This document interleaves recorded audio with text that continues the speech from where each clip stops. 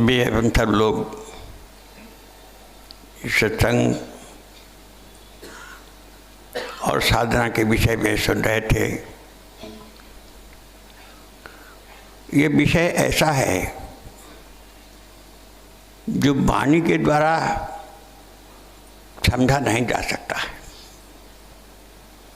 शास्त्रों ने भी कहा है, ऋषियों ने कहा है, यदि तुम इसे समझना चाहते हो तो इसकी जो साधना है वो तुम्हें अपने जीवन में उतारनी पड़ेगी।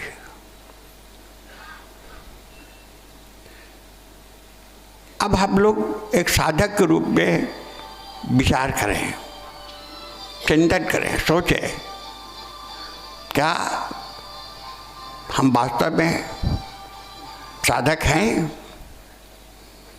क्या वास्तव में हम इस साधना को करते हैं जैसा कि बताया गया है? कभी इस पर विचार हम करते हैं?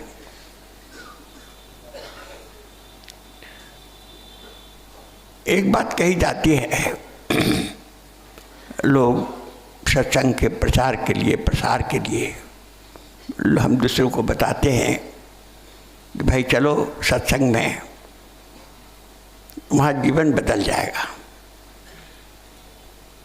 वो जीवन बदलना क्या है, इस पर हम कभी ध्यान नहीं देते, इस पर विचार नहीं करते। इतना जन समुदाय चाहे जहाँ का भी हो, हम एक सांसारिक घेरे के अंदर ही रहते हैं। हमारा विचार सांसारिक घेरे से बाहर जाता ही नहीं है। हम सत्संग में भी इसीलिए आते हैं कि हमारा संसार बना रहे, हमको कोई दुख न हो, यानी सांसारिक इच्छाएं, सांसारिक कामनाएं पूरी होती रहें। चलो वहाँ सत्संग हो रहा है, गुरु महाराज का दरबार है, जो चाहो वो मिलेगा। है तो ये सत्य। यहाँ तो ऐसी दैवी शक्तियाँ जागृत रहती है, जो कोई भी आएगा, जिस भावना लेके आएगा उसकी पूरी हो जाएगी। लेकिन क्या यही हमारे जीवन का सत्य है? हम यही चाहते हैं? कहा तो यह जाता है, महापुरुषों ने तो यह कहा है, वेदों में स्तुति आई है, प्रार्थना की गई है, असतो मां शब्द के भय, असत से है परमात्मा, मुझे तुम असत से सत की ओर ले चलो। यह हमारा सत्संग उस असत से सत की ओर ले जाता है। तमसो मां ज्योतिर्गमय, अंधकार से प्रकाश की ओर ले जाता है। यानी अज्ञान की अवस्था से उठा करके साधक को ज्ञान की अवस्था में ले जाता है। और उससे भी आगे बात यह कही जाती है, ऋषि प्रार्थना करते हैं, हे परमात्मा, हे गुरु, हे मेरे ईश्वर, तू मुझे मृत्यु से अमरता की ओर ले चलो। मृत्यु अमृतम गम्य है, ये प्रार्थना है।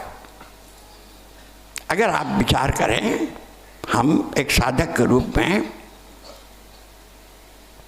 ये सारी चीजें हमारे सत्संग की साधना में समाहित है। हमारे जो साधना में जो साध्य है वह है सत्य, यानी परमात्मा, यानी गुरु, यानी ईश्वर।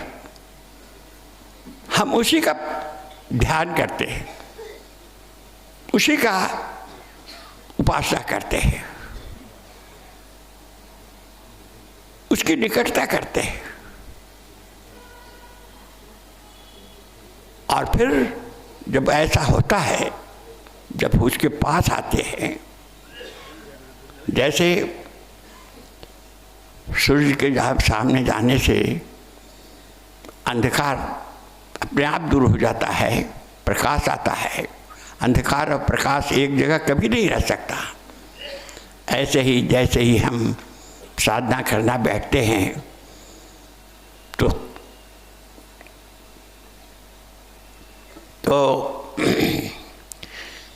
वह गुरु प्रकाश स्वरूप ज्ञान के स्वरूप में हमारे सामने होते हैं। ध्यान की अवस्था, साधना की अवस्था प्रारंभ ही यहाँ से होती है। ऐसा नहीं है कि हम बैठ जाते हैं। ये अवस्था सबके साथ रहती है, गुरु सबके समक्ष रहते हैं, लेकिन हमारा ध्यान उधर नहीं जाता है। बात ये कही जाती है कि जो है उसको देखो, जो नहीं है उसको क्या देखोगे। सत्य ही है, लेकिन विडंबना हमारे जीवन की यह है, असत्य सत्य भासता है और सत्य का हमें ज्ञान ही नहीं है। असत्य को ही सत्य मानते हैं। आपने सुना होगा, पढ़ा होगा, भगवान शंकर पार्वती जी से कहते हैं, हे उमा, मेरा तो जीवन में यह अनुभव है, सुना हूँ माँ का अनुभव अपना, सत हरि भजन जगत सब सपना। हे पार्वती सुनो, मैं अपना अनुभव कहता हूँ। ईश्वर ही एक सत्य है और बाकी सब असत्य है। उसके अंदर में कुछ सत्ता है ही नहीं। लेकिन क्या जीवन का इतना लंबा समय सत्संग में आते बीत गया, साधना करते बीत गया। अपने अंतर से पूछें, ऐसा हमें अनुभव हुआ, आभास हुआ, उसी असार संसार के तरफ हम भागते हैं, भगवान के पास पहुंचते हैं, उसी की कामना करते हैं, उसी की प्रार्थना करते हैं। वो मांगना बुरा नहीं है। महापुरुषों ने कहा है, दुख आए, कष्ट आए, अभाव हो, यदि तुम्हारी पहुंच उसके पास है, उसी से पास उठते बैठते हो, बोलते हो, तो किसको कहोगे। लेकिन ध्यान ये रखना है कि हमारी साधना के लक्ष्य ही केवल वह न हो, असत्य ही केवल हमारा लक्ष्य न हो। साधना का लक्ष्य हमारा सत्य है। इसलिए कहा गया, असतो मां सत्य गया। इस असत जगत से उठा करके, हे परमात्मा, मुझे तुम उस सत्य की तरफ ले चलो, तो अपनी तरफ ले चलो। इसको सत्संग कहते हैं। सत्संग का ये स्वरूप है। उसी प्रकार से अज्ञान की अवस्था है। अज्ञान सारे दुखों का मूल है, अंधकार है मन पर, बुद्धि पर, चित्त पर, अहंकार पर। हमें कुछ दिखता नहीं है, क्या है सही, क्या है गलत, क्या है। साधक एक अवस्था में पहुंचता है जहां उसके अंतर पर अंधकार हट जाता है और गुरु का प्रकाश जब उसके अंदर उतरता है तो उसका मन, उसकी बुद्धि सब निर्मल हो जाती है। वहाँ पर सत्य उसको दिखाई पड़ता है, वहाँ दुखों का अभाव हो जाता है। अध्यात्म विद्या, सत्संग का ज्ञान, गुरु का दरबार इस वस्तु की प्राप्ति के लिए है। जीवन का हमारा लक्ष्य है। हम इसके लिए इस दरबार में आते हैं, जो कहीं नहीं मिलता है। अब विशेष करके आज के युग में ढूंढ आइए, कहीं नहीं मिलेगा। लेकिन जो इस मार्ग पर चल रहे हैं, जो इस साधना को कर रहे हैं और करते हैं, वह इसी जीवन में इसको प्रत्यक्ष कर सकते हैं, अनुभव कर सकते हैं। इसलिए हमें समझना चाहिए। तीसरी बात जो कही गई है इसमें, मृत्युर्मा अमृतम ज्ञाप्य। कौन है जो मृत्यु से न भय खाता हो। मृत्यु का सबको भय है, लेकिन साधक जो होता है, जिसने अपने जीवन में कभी गुरु का याद किया हो, गुरु की बताई साधना को किया हो, वो कभी कभी अवश्य अनुभव करता है मृत्यु क्या है। एक जगह लिखा है, आपने पढ़ा होगा, परम भागवत पंडित जी महाराज ने लिखा है, एक साधक ऐसे ही कभी कभी सोचता था कि हम इतना सत्संग करते हैं, इतनी साधना करते हैं, न जाने उम्र बहुत हो गई थी, वृद्धावस्था था, सोचता था कि मृत्यु के बाद न जाने मेरा क्या होगा। एक दिन रात को सोते सोते नींद आ गई। साधक के साथ गुरु तो हमेशा रहते हैं, ये कोई ऐसी बात नहीं है। बहुत से भक्तों को, साधकों को अनुभव होता होगा, जरूर होता है, भले वो इसको प्रकट न करें और करना भी नहीं चाहिए, लेकिन जैसे भी तो लिखा है, वो साधक को रात में कुछ ऐसा शब्द हुआ, वो ये देखता है कि उसकी मृत्यु हो गई। ये अक्सर होता है साधकों के ऊपर, ऐसा आता है। गुरु महाराज ने लिखा है कि हम तो अपने साधकों के ऊपर इसका हम अनुभव करा देते हैं कि मृत्यु क्या है। साधक ये देखता है कि मैं चला गया, मेरी मृत्यु हो गई। उस समय ऐसा लिखा है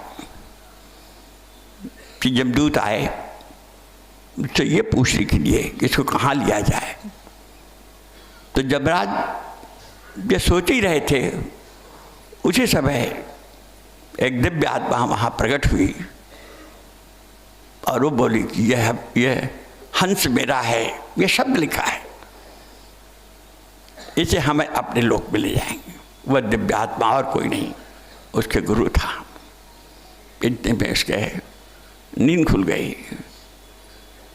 यह एक परम भागवत पंडित जी महाराज का लिखा हुआ, आपने पढ़ा होगा, जिन्होंने उनका सहित है। और ऐसे ही चर्चा कभी टुंडला भंडारा पर गुरु महाराज ने भी की थी।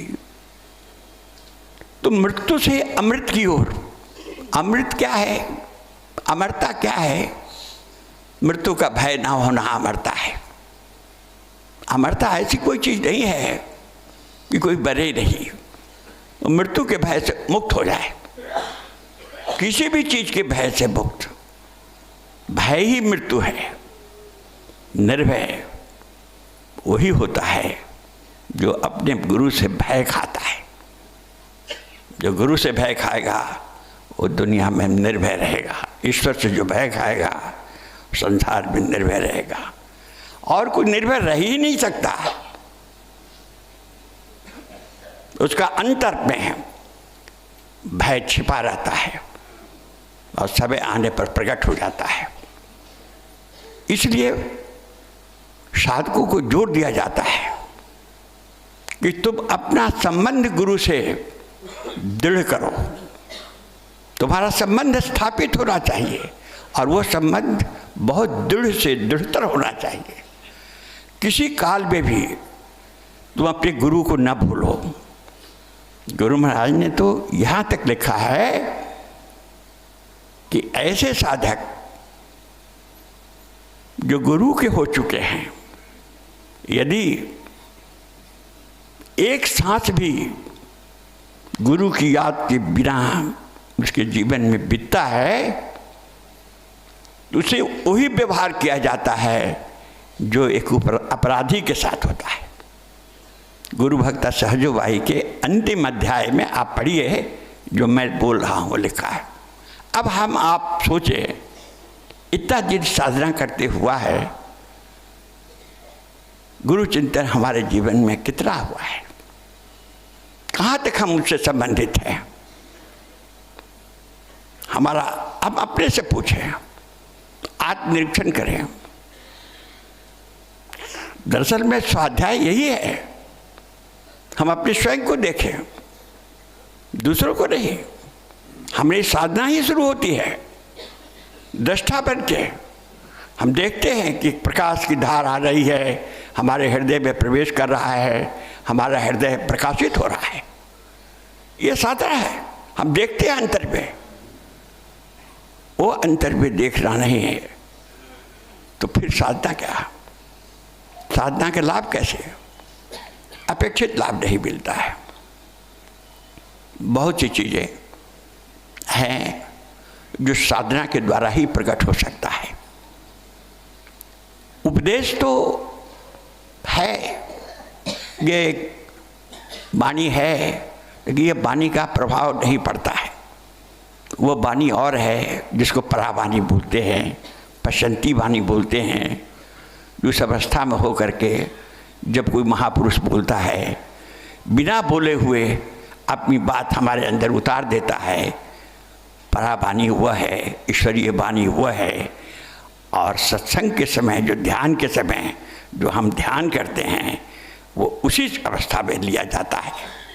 इसलिए जो अभी सुन रहे थे, प्रिय मुकुल जी बोल रहे थे, परम भागवत पंडित जी महाराज का प्रवचन का जो उद्धरण दे रहे थे, वो प्रवचन भोपाल में परम भागवत ने दिया था। कहा था कि यह हमारा सत्संग जो है रिसर्च सेंटर है। रिसर्च जब तो होता है जब उसका उस विषय का विशारद जब हो जाता है, उसका मास्टर जब हो जाता है, जब उसकी उस विषय का जब पूरा अध्ययन समाप्त हो जाता है, उसके बाद में उस पर शोध करता है। और शोध कराने वाला जो होता है वो कोई साधारण नहीं होता है। वो खुद उसका उस विद्या पर उसका अधिकार होता है। ऐसे ही अध्यात्म विद्या पर जिसको अधिकार है, जो उस ज्ञान को अपने अंदर उतार चुका है, अपने को मर्ज कर चुका है, वही दूसरों के अंदर में प्रकाश फेंक सकता है। उस अवस्था का प्राप्त हुआ, कहना और बात है, लेकिन उस अवस्था में ले जाने के लिए साधक को रात रात भर बैठ करके गुरु का चिंतन करना होता है। सोबत में जागत रहो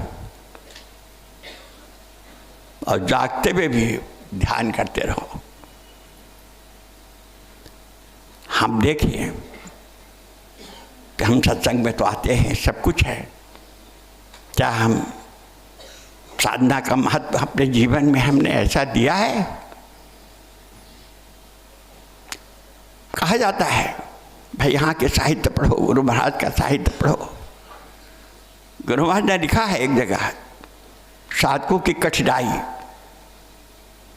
हम तो कहते हैं तुमको इसी जीवन में इस ज्ञान को, इस विद्या को तुमको दे देंगे, आध्यात्म को उसी ऊंचाई पर तुमको पहुंचा देंगे यदि तुम हमारी बातों पर चलो और उसका अनुकरण करो। उसमें 4 कठिनाई दिखा है।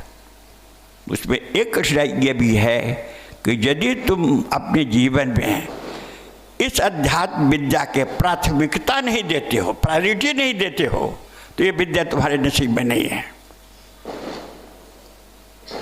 एक समय ऐसा आना चाहिए। आप पढ़ें उस चीज़ को, ये कोई मेरी बात नहीं है। और ये इतना सत्य है कि इसके बिना ये चीज़ें प्राप्त हमको जीवन में नहीं हो सकती।